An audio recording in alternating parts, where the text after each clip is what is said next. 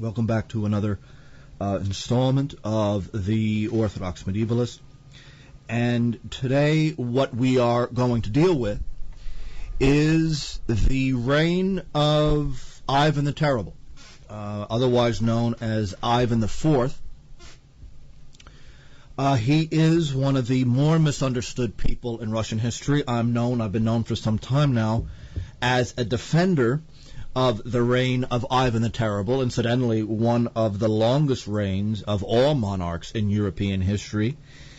He rules around the same time as the European Renaissance is developing, and in fact he has a great interest in this, and worrying about European affairs is something that Ivan the Terrible concerns himself with quite a bit.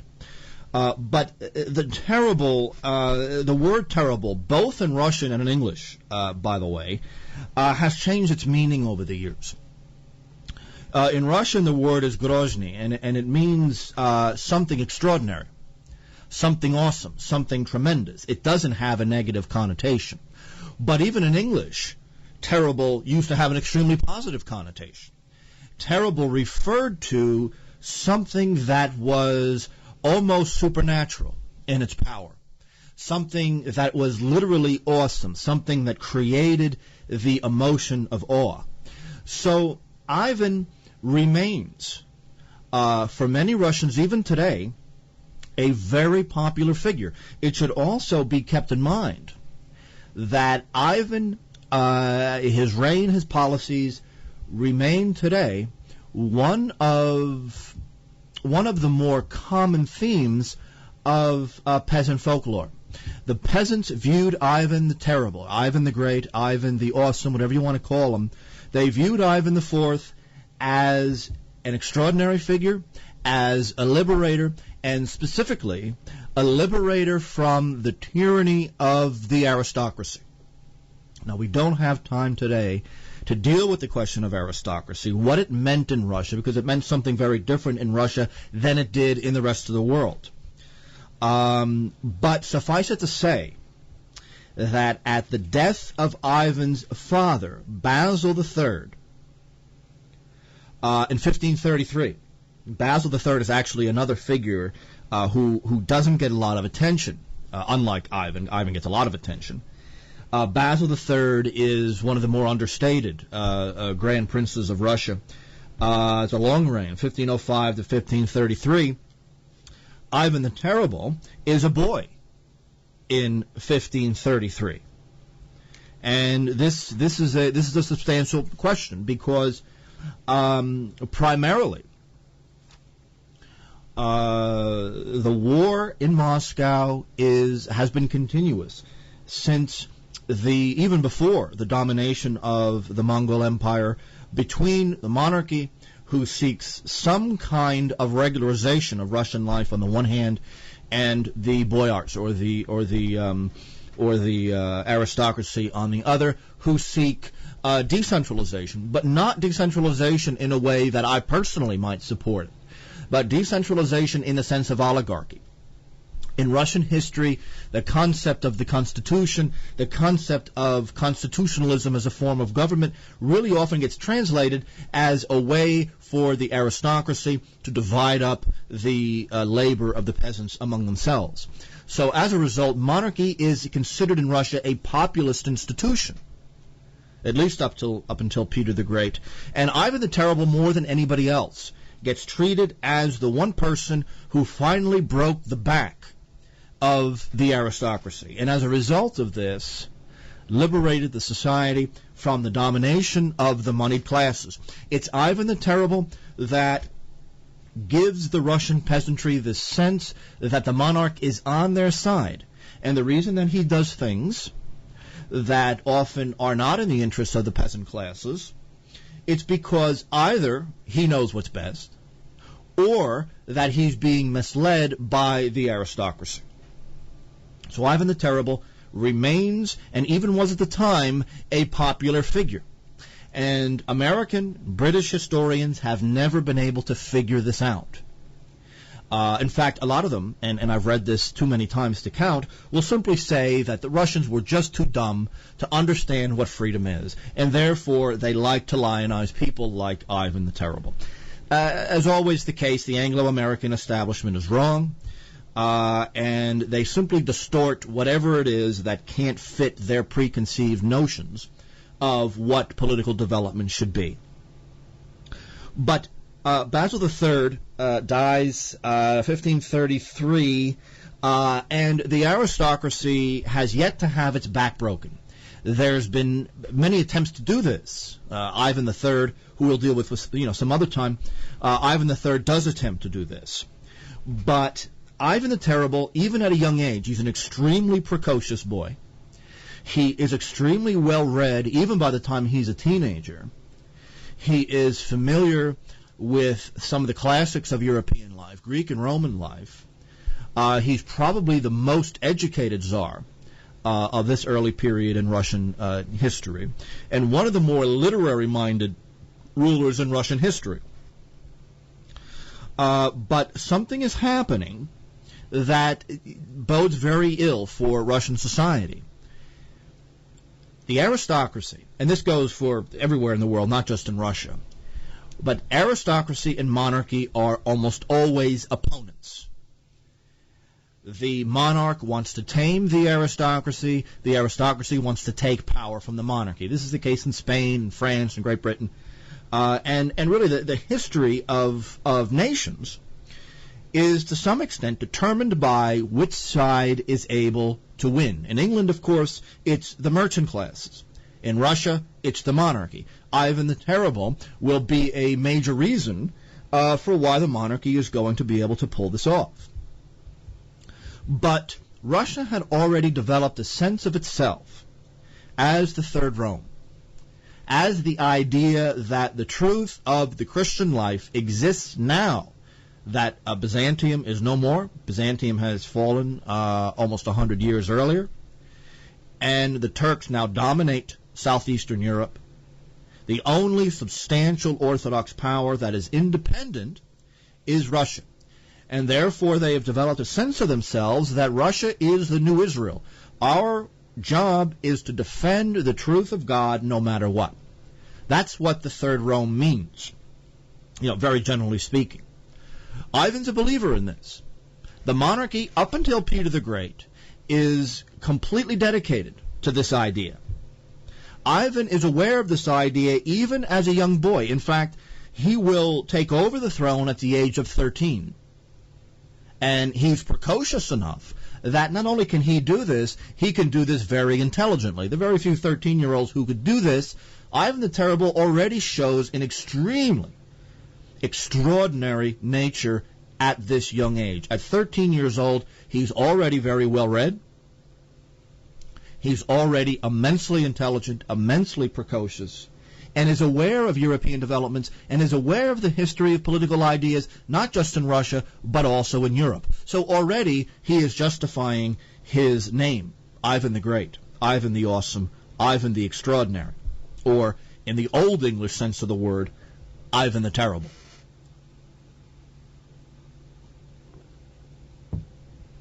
Why does he have to take the throne at 13? The reason is very simple. When a strong monarch, in this case a strong string of monarchs, Ivan III, Basil III, these are centralizers of government power, not in any extreme sense like you'll see under Peter, but in a sense that they could create a single political space to consolidate the resources and forces of Russian society in fighting its many enemies. One of my major theses on Russian history is that her history is not so much economically determined, as it is in some other places like Great Britain, but it is determined by her geographical situation and hence by her military situation. That this is one of the more important reasons for subsequent historical developments in Russian life. In other words, Russia is a highly exposed society. She is exposed from attack from Asia. She's exposed from attack. She's exposed to attack from the extreme south, and the Turkish tribes and Islamic movements, which the British in later years are going to be financing and hoping to control Russia. She is vulnerable from Turkish attack from the Ottoman Empire proper. She's vulnerable to attack from the Poles, from the Livonian Knights, and the Swedes in the north. She doesn't have these natural frontiers, and not only that, with the exception of Novgorod, because of her swampy topography, Russia is perfectly situated to invite invasion from abroad.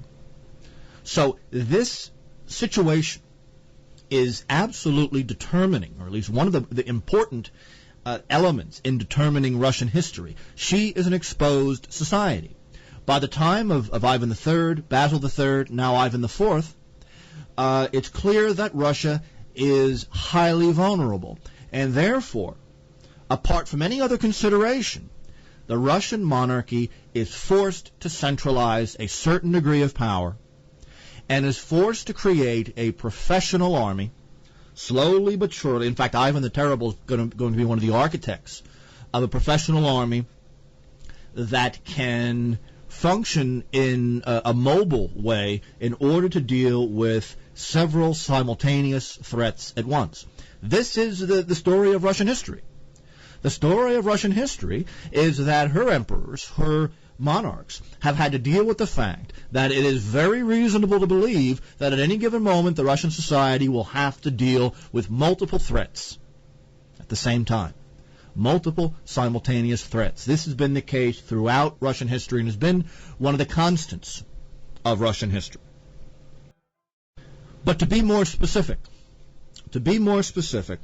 Ivan the Terrible has to take the throne at 13 because the aristocratic classes of old Russia, who in many ways actually have their virtues, but politically they seem to be determined to take as much power as they can possibly get away with. They have been kept under control for a long period of time by Ivan's predecessors, Ivan III, Basil III. In fact, their whole world, their whole role has been to rein in the power of the aristocratic classes. This is the case all over Europe. And actually, here, Russia is behaving very much as a European power because she is dealing with the question of centralization exactly at the time when European monarchs are concerned with this problem. And this is, for better or for worse, one of the important consequences of the Renaissance, that the state now has a new moral foundation where it can centralize power, bureaucratize power, and in fact alter the whole concept of sovereignty that had existed in the Middle Ages. And I say for better or for worse because as a matter of course, it's been for the worse. You have mass armies, mass warfare, tightly centralized governments, high taxes, standardization, etc., only because of this era, only because the Renaissance provided not only the ideology, but the entire technological apparatus slowly developing through the Enlightenment where the state can tightly centralize its organization, slowly but surely move to the real legacy of the Enlightenment in 19th and 20th century, the creation of totalitarianism. In Ivan's case, his young years, prior to him taking over at the age of 13, Ivan is a tormented young man. He's a tormented young man because the aristocratic class finally sees an opportunity. The death of Ivan III, they say to themselves, we either take over now or we'll never take over again. And they're absolutely right. By the way, historically speaking, they're absolutely right in coming to that conclusion. Now, when Basil III died, Basil's second wife, Helen, who was an extremely strong woman, an extremely conservative woman, a woman who believed firmly in the Third Rome idea, was placed as the guardian of the autocracy. She was the guardian of the state, realizing that Ivan was too young to do much of anything. In 1538, Helen will be poisoned. She will be poisoned by the aristocracy, and from Ivan's point of view, it's very clear that this is a typical behavior of the aristocracy. This Machiavellian mentality that the aristocracy has to be stopped at all costs. And the murder of this woman, someone very close to Ivan, is something that stays with him his whole life. The amorality of the aristocracy in Russian society, and in fact in pretty much every society in the world, is made very clear here. But it's even worse than that. In the early 1530s, well, I should say throughout the 1530s, this very strange period of time where central authority seems to disappear with the death of Basil. Ivan is too young to take over. The boyars, the aristocracy, the oligarchy will begin pillaging not only the royal palace, but they will begin pillaging the countryside. They realize that their time is fairly short. They do not try to kill Ivan the Terrible. That will make them very unpopular, because it will be very clear that the population will hold them responsible for Ivan's death. They truly believe in a legitimate succession of the royal family, and therefore they wouldn't dare touch the heir to the throne. Killing her mother's no problem, though. Killing Helen is absolutely no problem. Killing Ivan, big problem. And in fact, throughout Ivan's very long reign, 60 years, there will be not a single attempt on Ivan's life. This is something actually that's also fairly constant, at least in this era, is that these monarchs are relatively safe. Things will change starting with the murder of Peter III, and even possibly before that with the revolt of the Streltsy under Sophia. But Ivan the Terrible is a very secure individual. There's never any attempt on his life. He remains then and now a popular figure. But what begins to happen, late 1530s, it's clear that the aristocracy is out of control. They're trying to grab whatever they can in the short time they know that they have to function. They begin to torture Ivan as a young boy. They don't feed him very well. They don't feed him very much. They come into the bedroom where he's been essentially imprisoned, and they make fun of him. They say that we killed Helen, and we're going to take care of you too. I mean, they abuse him in every way possible short of killing him. They know that he very well may undo them. But it's partially because of their idiotic behavior towards Ivan that Ivan will eventually take over. He'll be forced to take over at a very young age and have to rule fairly but harshly. But that's not Ivan's fault. That's the nature of the situation. The aristocracy makes itself immensely unpopular. They take everything that isn't nailed down, not just in the capital city, but throughout the countryside. But when Ivan takes over, at the age of 13, he's already viewed by the common population as a liberator. And one of the first things he does is restore the concept that what he rules over isn't just another empire, isn't just another country, isn't just another society, but Israel itself, the Third Rome, the source of truth politically and theologically. Ivan's first concerns are not, however, so much taking revenge for his treatment. Ivan, talking about a teenage boy now, is concerned primarily with foreign affairs. His mind is methodical. He realizes that he can't do what he wants internally unless he is absolutely certain that his borders are secure externally. So he'll do two things between 1552 and 1554.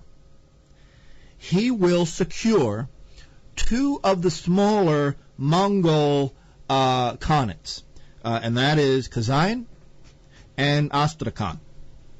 These are immensely important. Both of these areas are in the far south of Russia. They exist on or near the Volga River.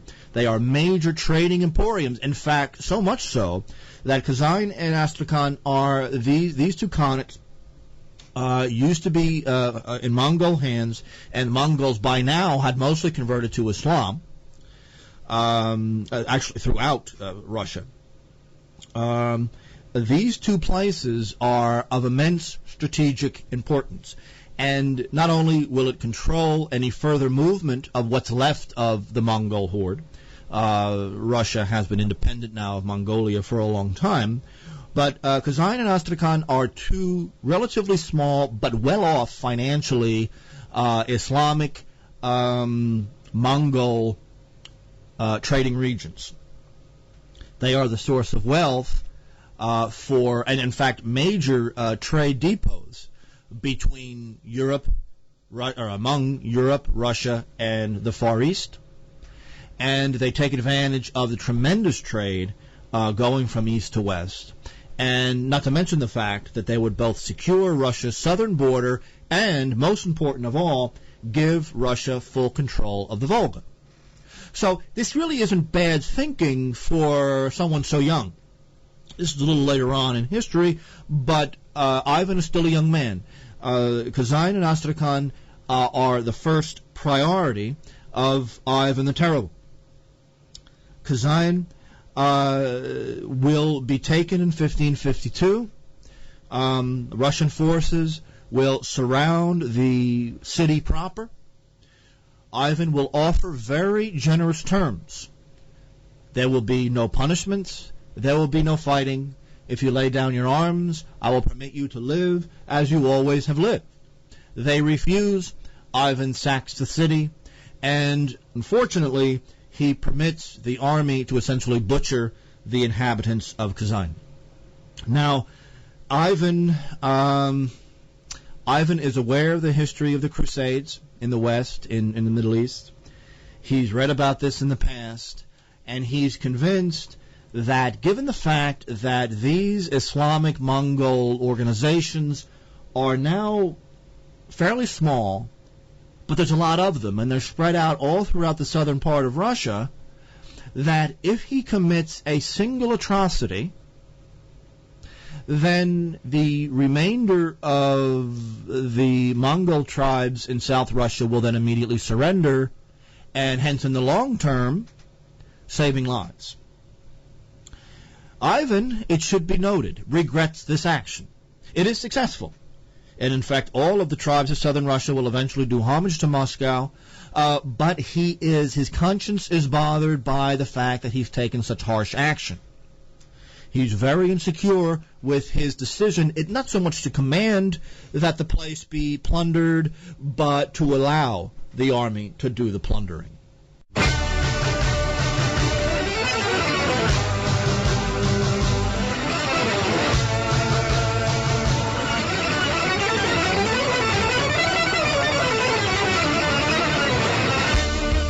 Don't go away, because there's more on the Orthodox Medievalist.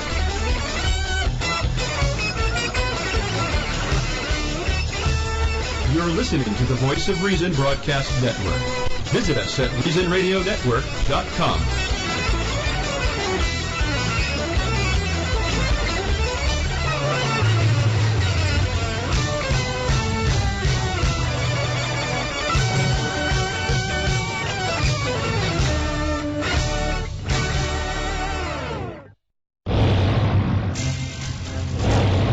This is AP News Minute. The top Republican in the House is dismissing Speaker Nancy Pelosi's account of what she was told about interrogation techniques used on suspected terrorists. Republican John Boehner says it's pretty clear Democrats are well aware of enhanced interrogation techniques and their use. As he calls for legislation ending what he calls abusive practices by credit card companies, President Barack Obama is warning shoppers not to abuse their cards. Obama says changing the way credit card companies bill customers is critical of fixing the nation's ailing economy. Two spacewalking astronauts have been able to install a new camera in the Hubble Space Telescope. At first, they had trouble removing the old camera because of a stubborn bolt. The repair job was part of the 5 spacewalks planned to revitalize Hubble. Google says it's fixed the technical problems that have prevented an unknown number of people from using its search engine, email, and other services. Google hasn't said what went wrong. People all over the world posted messages on Twitter saying they had trouble with Google. I'm Matt Friedman, the Associated Press, with AP News Minute.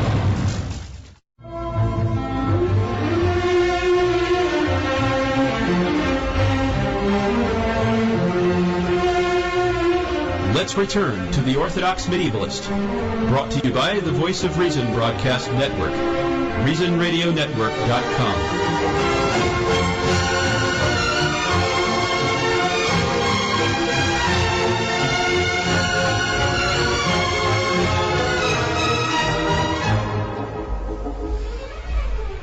And now here's your host, Matt Johnson.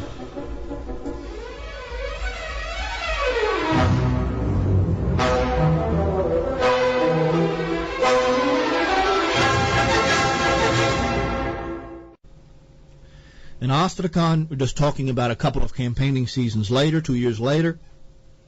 The taking of that area finally completes Russia's domination of the Volga, and then does something somewhat unexpected, and that the small states, monarchies in the Caucasus Mountains, including at least some of the Georgians, will seek Russian protection. The Caucasus is split between Islamic Turks and Mongols on the one hand, and Georgian and Armenian Christians on the other hand. But there's several issues. Armenians and Georgians, they're both Christians. They're not identical. The Armenians are Monophysites and are considered heretical by the Orthodox as well as by the Roman Catholics. The Georgians are strict Chalcedonians, and as a result are fully in communion with the Russian Church. But they're both considered allies regardless of the fact of their rather substantial religious differences. They're also a minority in the area because they are surrounded on all sides by Islamic forces, whether Turkish on the one hand or Mongol on the other. So Ivan begins the process in the middle of the 16th century of bringing the Christians of the Caucasus Mountains under Russian protection.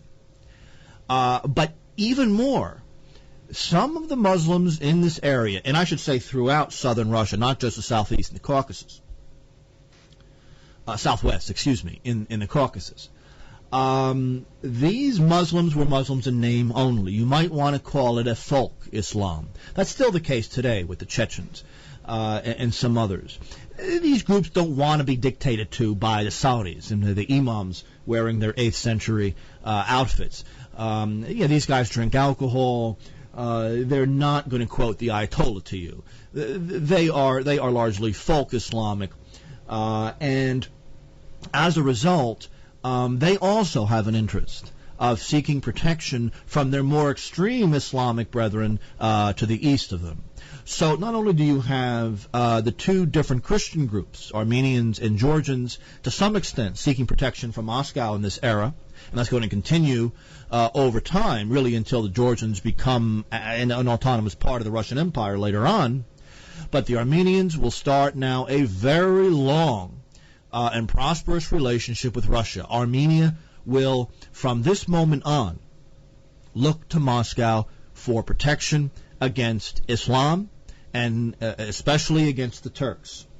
This is going to be the Armenian strategy from the 1550s to the present day. And in fact, in the present day, cooperation between Armenia and Russia relative to the Middle East and Central Asia and the oil pipelines are very, very important.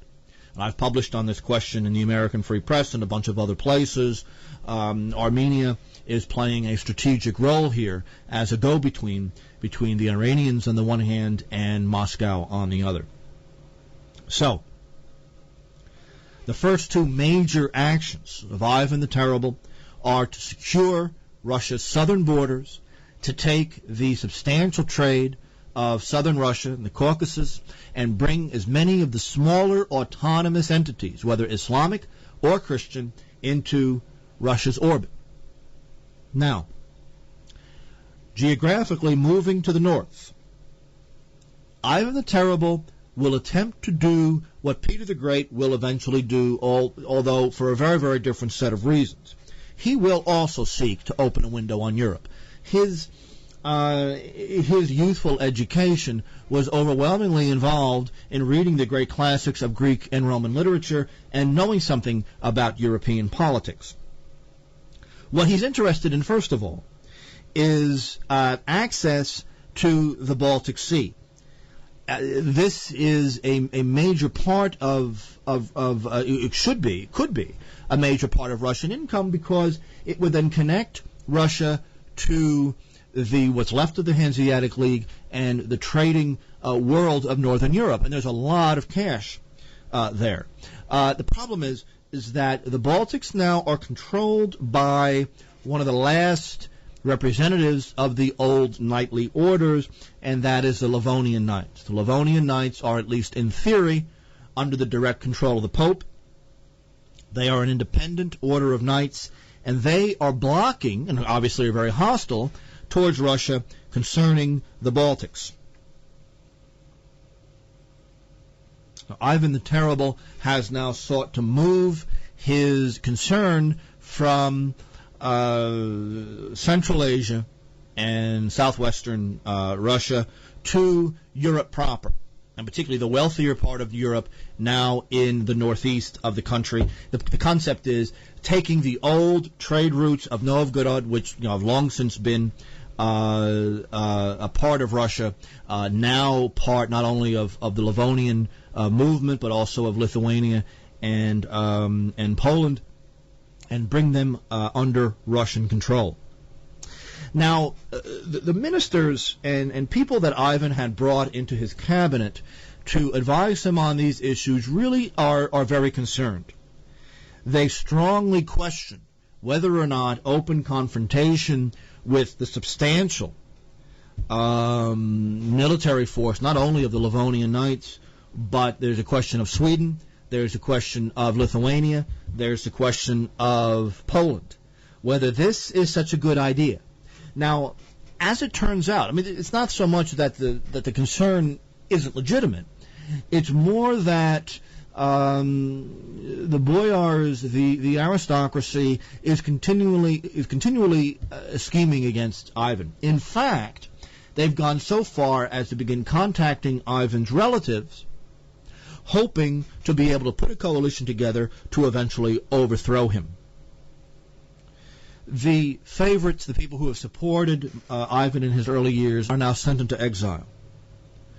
There was no execution, but Ivan realized that there was a lot of behind-the-back activity going on, and slowly using this shifting foreign policy orientation of Ivan to begin to act against him. One of the more famous names in here is a high aristocrat named Andrei Kurbsky. Kurbsky is an infantry leader who will eventually emigrate to Lithuania and take Lithuanian citizenship and use his Lithuanian base to attack Ivan the Terrible. These writings and these attacks of Kurbsky against Ivan IV will form Western Europe's opinion on who Ivan the Terrible really is. That becomes a real problem for people like us who want to rehabilitate Ivan and who want to tell the truth about him and cut through the old biases of the increasingly Europeanized aristocracy. Kurbsky becomes the main guy who then writes fairly substantially, and he writes, and there is actually a correspondence between Ivan the Terrible and Kurbsky at a very high philosophical level about social theory, about monarchy, about theology, speaking to the fact that both of these men are very well educated and, in fact, very European in their outlook.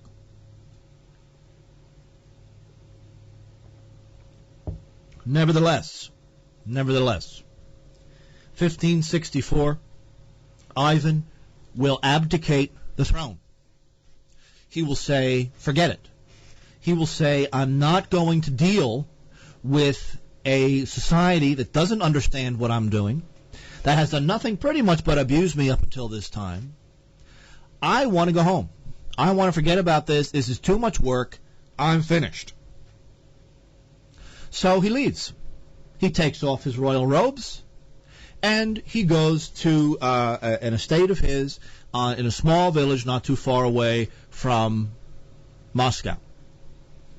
His real reasoning is that I'm surrounded by traitors. I don't really want to hurt anybody. I don't want to be a tyrant. I don't want to be one of these guys. And so, you know what? My conscience is just too sensitive. I'm going to leave. So he leaves. The elite of Moscow are absolutely stunned. They've never heard of this before. Why would a man who's been given the plenitude of power suddenly just leave? I mean, his reasons seem to be sound enough. But then the aristocracy says to itself, we're in trouble.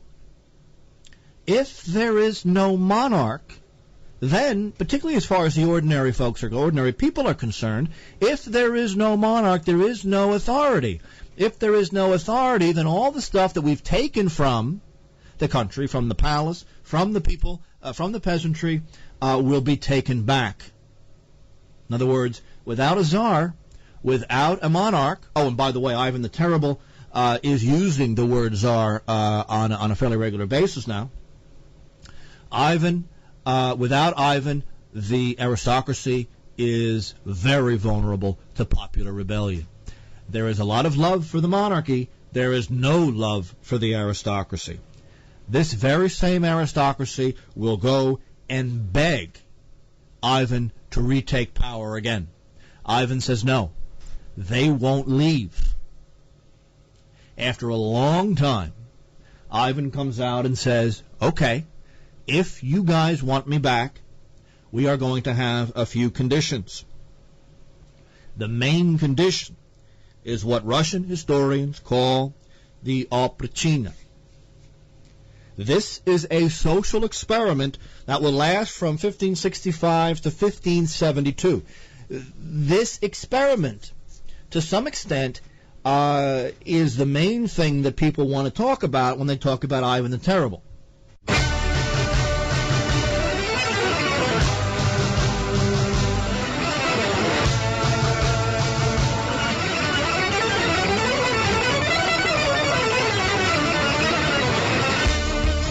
Don't go away, because there's more on the Orthodox Medievalist.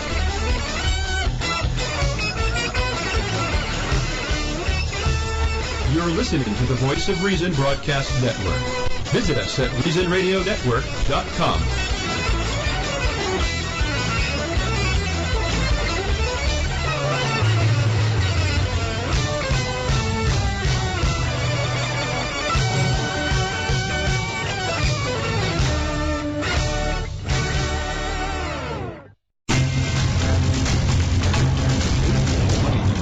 New claims for unemployment benefits rose by 32,000 last week to 637,000. While larger than expected, the number was encouraging. New applications have been declining since late March when they hit 674,000, the highest level in the current recession. TiO2, call it the symbol of the recession. Prices of titanium dioxide, a key ingredient in white paint, fell in April. Economists track titanium dioxide as a barometer of the country's overall financial health. When people are building homes or remodeling, they buy paint. The price of titanium dioxide has now fallen 5.7% over the past year. And talk about going green, Coca-Cola is introducing a new plastic bottle partially made from plants. The move is part of the world's biggest drink makers' move to make more eco-friendly packaging. I'm Mark Hamrick with AP Money Minute.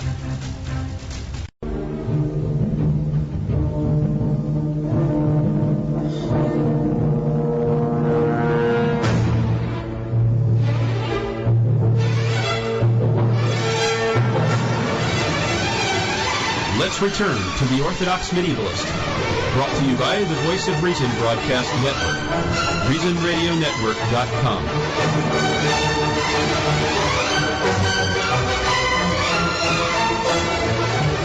And now here's your host, Matt Johnson.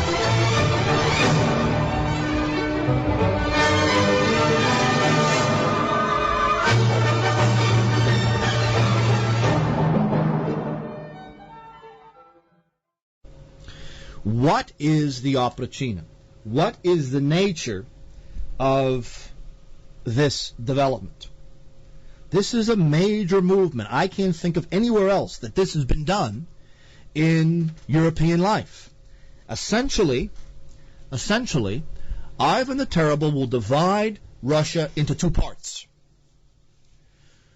The one part centered around Moscow and the principalities immediately surrounding it will be his personal property that he will rule just like as a father of the family will rule. He will hire and train his own police force. This is technically the Oprochnina itself. This becomes Ivan's personal property. It is about half, maybe a little bit bigger than half, of Russia itself.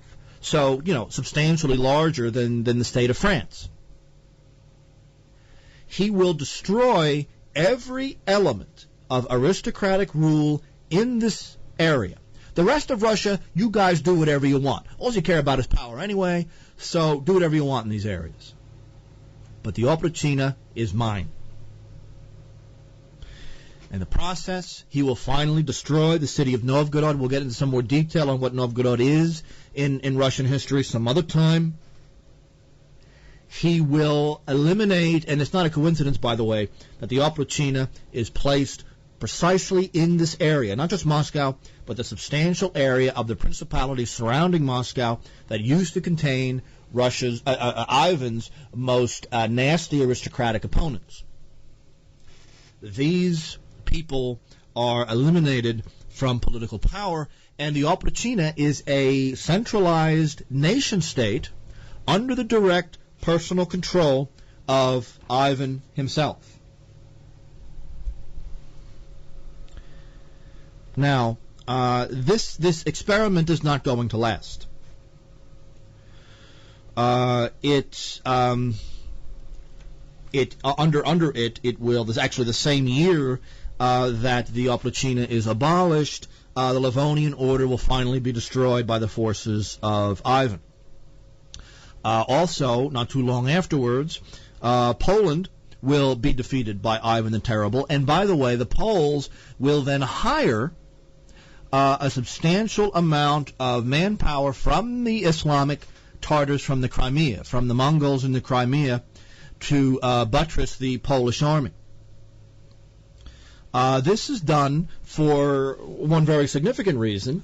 Not only the concept of freeing up the Baltics for trade, but that Lithuania and Poland in 1569 have formed one state. Now they've created a superpower, and before this union of the two already powerful kingdoms become any more substantial, he needed to crush them. And he will do that. And in fact, much of Ivan's reign will be concerning the constant warfare between Russia on the one hand, Poland, Lithuania on the other. Poland will be taken over by Stepan Batory of Transylvania, and they will retake the northern part of the former Lithuanian Empire from Russia. The Poles, the Lithuanians, will eventually then go to the Swedes for assistance. So now you have four powers against Russia. You have the Crimean Tartars, Poland, Lithuania, and Sweden organized against Ivan the Terrible. Ultimately, Russia will they'll fight the four powers to a draw, which says something about Russia at the time. And some of the major trading cities, Smolensk, Pskov, will not be retaken. And in fact, that particular area will not be a success for Ivan. Instead, Ivan will turn his eyes back east again, and what he'll do is use the Cossacks, financed by the richest family in Russia, the Stroganovs, and they will colonize Siberia. The Cossack Ermak is his name, another very famous person in folk songs, will expand. If Russia is going to be stymied in the west, she will then expand in the east. 1556, and we're going back a little bit in time here, Ivan will engage in a series of reforms, very substantial reforms. These reforms are going to be the basis of his later popularity. He does a few things. Number one, he wants the aristocracy to stop fighting among themselves. This is something that Peter is going to eventually do later on. Even Alexis, Peter's father, will do the same. The aristocracy can't form an intelligent bureaucracy if they're always going to be fighting over their relative importance in the hierarchy. Ivan the Terrible will also not nationalize church property, but he will insist that the church not gain any more property. He will also create the Streltsy, which have come up in this program before.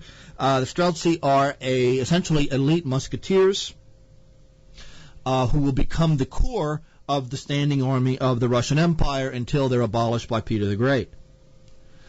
He also will create government offices, areas in the cities for Europeans, for Germans, for Swedes, for Poles, who can come in and teach the Russians the European method of doing things. He also brings in Protestant